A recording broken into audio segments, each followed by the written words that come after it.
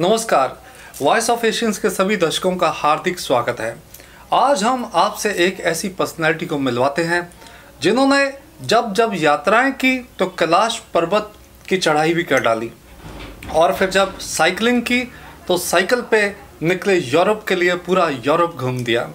जब पेंटिंग की तो ललित कला अकेडमी से भी अवार्ड उनको हासिल हो गया।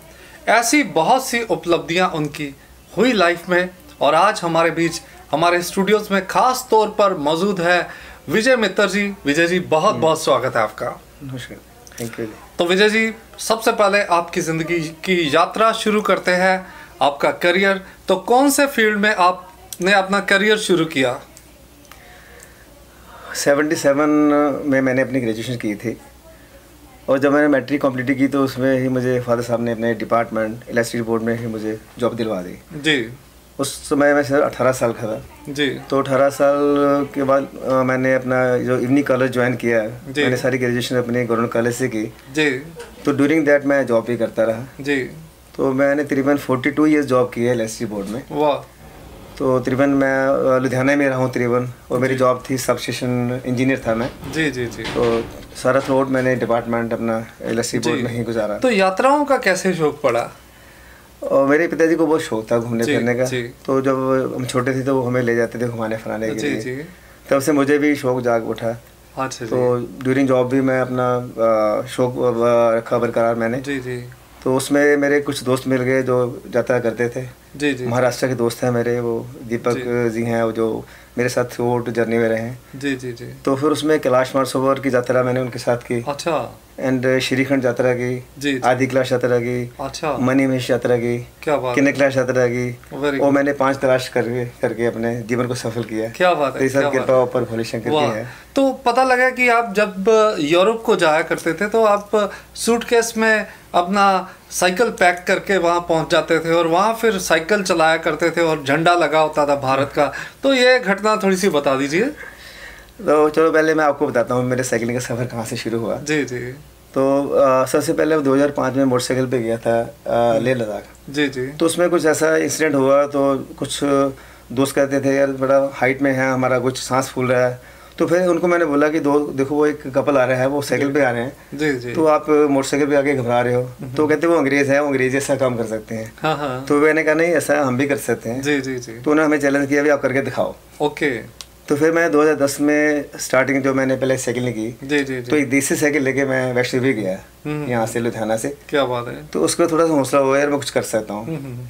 तो उसके बाद फिर 2013 में लुधियाना से कन्याकुमारी का मैंने टूर लगाया। अच्छा। ये मेरा पुणे से कन्याकुमारी था, 1700 किलोमीटर का। Very good very good. उसके बाद फिर 2012 में मैं लुधियाना से रोहतांग गया बाईसाइकिल। अच्छा, क्या बात है।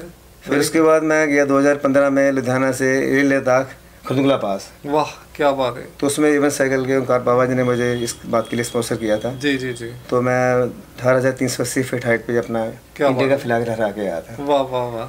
तो ये सारे मैसेज मैंने दिए थे, go green, go cycling, safe fuel, safe environment. Very good very good.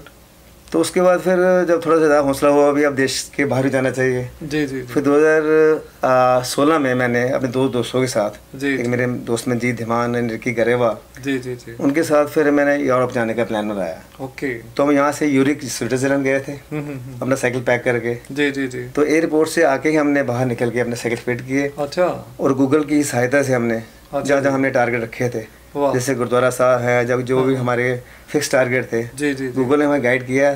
तो मैं तकरीबन वहाँ से Switzerland, German, France, Belgium, Netherlands, तो कई कंट्री होते हुए मैं चला गया फ्रांस। तो फ्रांस से मैं यूरो टर्मिनल के थ्रू लंदन चला गया। तो लंदन भी मैंने सारा एक्सप्लोर किया साइकिल पे। जी जी जी। तो ये मेरी 1 महीने की यात्रा थी। तो मैंने तकरीबन 2500 किलोमीटर साइकिल चलाया। वाह। और ये मेरा मैसेज था वर्ल्ड पीस का। क्या बात है। वर्ल्ड पीस का मैसेज लगे गए थे। जी जी जी। तो लोगों ने हमारे इस मिशन को बहुत पसंद किया। लोगों ने हमें घर में ठहराने के लिए जगह दी। जी जी जी। हर जगह हमारी एक वेलकम किया उन्होंने कि आप बड़े अच्छे मिशन पे निकले हो। क्या बात है। हमारे MSc वालों ने हमें वेलकम किया हॉलैंड में एंड लंदन में। क्या बात है। तो बस मैसेज काफ़ी हमारा पसंद किया गया। Very good. आप इसके अलावा पता लगा कि पेंटिंग्स में भी आप ललित कला अकेडमी तक पहुँचे हो, तो थोड़ा सा वो सफ़र का भी जिक्र हो जाए। ऐसा था कि जब मैं स्कूल में पढ़ता था तो उसमें मुझे वाटर पेंटिंग का शौक था जी। तो उसके बाद क्या हुआ कि मैं स्केच बनाने लग गया, लोगों के जो दोस्त थे मेरे, तो फिर किसी ने कहा ये इतनी अच्छी आप स्केच बनाते हो, पेंटिंग करिए। जी जी। तो बस अपने आप ही वो कह लीजिए कि ब्रश उठा और पेंटिंग बनानी शुरू कर दी। क्या बात है। तो मैंने काफ़ी पेंटिंग बनाई, तो उसमें कुछ पेंटिंग का मुझे ललित कला अकेडमी से अवार्ड मिला। Very good very good. तो बस ऐसे फिर अलग अलग शौक पैदा होते गए जिंदगी में, जैसे म्यूजिक का शौक मुझे हाँ, आप गाते भी बहुत अच्छा हो। हमारे साथ बहुत से ऐसे इवेंट्स हुए हैं जहाँ आपका गाना सुनने को मिला है। तो गाने का शौक कैसे पैदा हो गया? गाने का शौक भी अपने पिताजी से मिला जी। हमारे पिताजी बहुत क्लासिकल सिंगर थे। जी जी जी। तो घर में माहौल था, वो हारमोनियम से अपना गाते रहते थे। जी जी। तो उनको दे के हमें भी मोटिवेट हुआ। तो करते करते बस ऐसे हम भी इस लाइन में आ गए। लाइन में क्या, इतने हम प्रोफेशनल सिंगर तो नहीं है, पर दिल से गाते हैं जो। चलो दिल से आप 2 लाइनें सुना दो हमारे दर्शकों को भी, बिना ट्रैक के चलेगी जी। एक बंजारा गाए, जीवन के गीत सुनाए, हम सब जीने वालों को जीने की राह बताए। एक बंजारा गाए, जीवन के गीत सुनाए, हम सब जीने वालों को जीने की राह बताए। एक बंजारा गाए। वाह, क्या बात है। तो विजय मित्तर जी, आप बताइए कि अभी आप कितने साल के हो? एज वैसे तो सुंदर पुरुष से उम्र नहीं पूछी जाती, कितने साल के आप हो गए? 9, मुझे 4 साल हो गए रिटायर हुए डिपार्टमेंट को। आप अंडरस्टैंड कर सकते हो कि मुझे अब 62 में मैं एंटर कर गया हूँ। अच्छा जी। तो बाकी इज इज नॉट वार, आप यदि दिल से जवान हो, आपकी पॉजिटिव सोच है, जी जी जी, आप अच्छी सोच के मालिक हो, वाह, सबसे प्यार करते हो, किसी को कोई ऐसी बात नहीं करते दुखी होने वाली, तो ठीक है, कोई प्रॉब्लम नहीं है। तो दर्शकों, आप एक चीज देखिए कि 64 इयर्स की एज होने के बावजूद 62 की एज, सॉरी 2 साल में बढ़ा गया, तो 62 होने के बावजूद ये 5 जो कैलाश जो है वो उनके ऊपर जा चुके हैं, और इसके अलावा यूरोप या साइकिल पर घूम चुके हैं, और पूरा भारत भी साइकिल पर घूमे हैं, और गाते बहुत अच्छा, और बहुत ये पेंटिंग के क्षेत्र में भी ऊंचाइयों तक पहुंच चुके हैं। तो वाकई आपकी जो ज़िंदगी की हिस्ट्री है प्रेजेबल है विजय मित्तर जी।